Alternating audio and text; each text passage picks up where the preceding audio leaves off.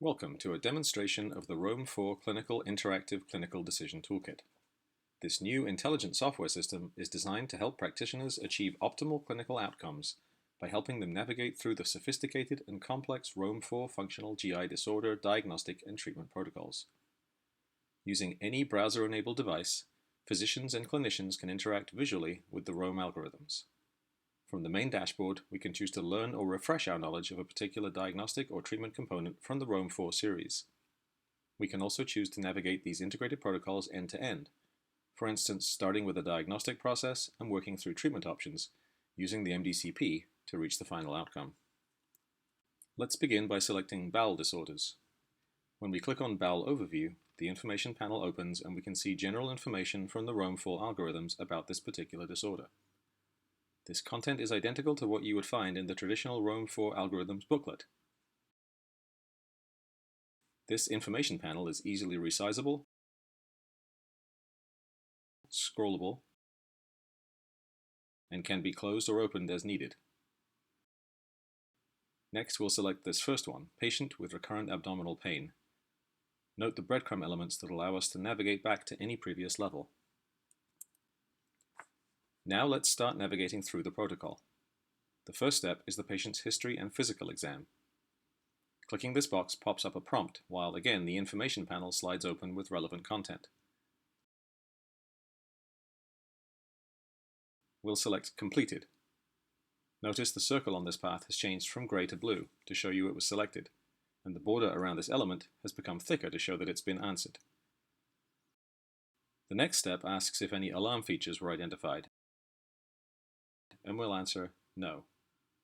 Notice some elements are now faded because they're eliminated from the possible next steps based on our choosing no.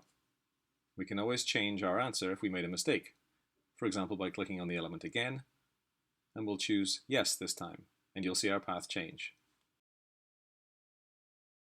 We'll click the next element and choose yes.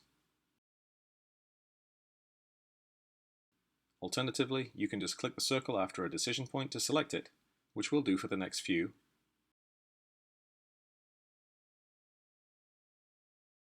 And then we'll complete this diagnosis by identifying IBS-C as the disorder. We can click the History button to see a summary of the decisions and pathway that we took.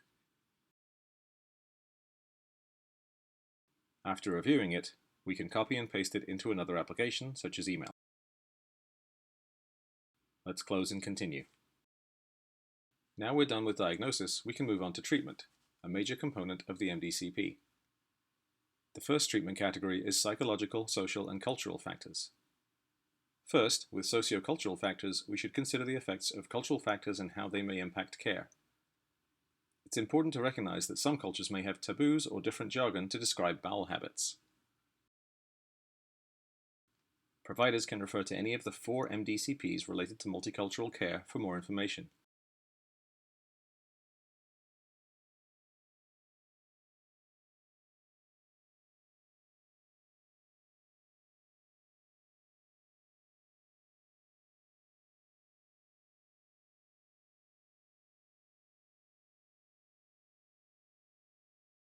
Moving on. For patients who screen positive for anxiety or depression, the MDCP can help providers with treatment guidelines if they are unable to refer their patients to mental health providers in a timely fashion. We can see here an example where if a provider has a patient who has a comorbid diagnosis of an anxiety disorder, they are given options for both first-line and second-line treatments. The system will allow them to select a treatment and indicate whether or not it was successful.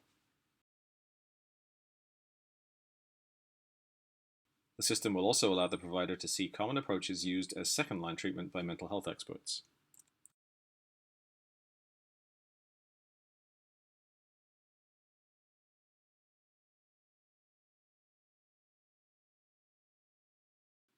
Another resource within the treatment algorithm is information on what non-pharmacological treatments are available for patients.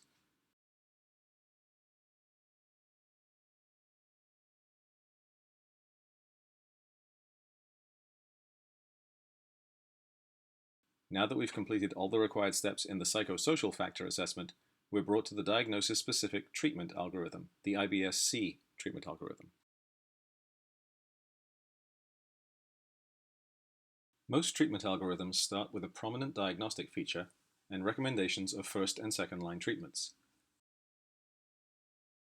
The pop-up box provides the user an opportunity to select a treatment, while the info panel allows them to see not only the recommendations but the references as well, along with a link to the PDF of the MDCP, which discusses the case in further detail.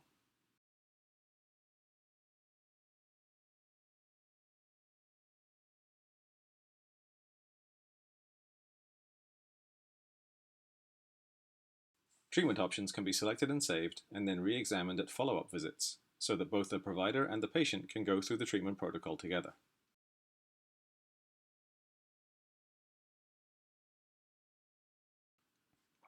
At the next step, we have a discussion of constipation levels, where the answer on the severity of the constipation will determine what kinds of treatments are indicated. We've selected a constipation level of moderate to severe, and next we review first-line treatment options. We could imagine that the provider has tried using osmotic laxatives but without success, and prosecretory agents which have been effective. If neither had been successful, we could look at second-line treatments. Now the user is directed to the management of pain in cases of moderate to severe constipation, and they are reviewing the data for SNRIs in this case. It's worth keeping in mind what kinds of treatment options were utilized in the psychosocial section, as oftentimes similar agents are used for the treatment of depression or anxiety, as are used here. The MDCP here will play a key role in providing the user information about avoiding drug-to-drug interactions, and also how to optimize a pharmacologic regimen. Now we see a note that we've completed the algorithm. Now we've answered all the questions leading to a complete treatment assessment. Again, we can click History to see our algorithm summary showing the entire path we took end to end, including the steps taken on earlier sections.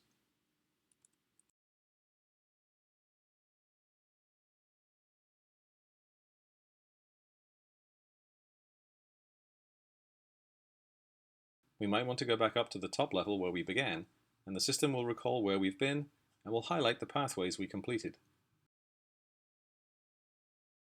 This is especially useful if you're using the toolkit not for live treatment, but as a means of refreshing your knowledge in various disorders.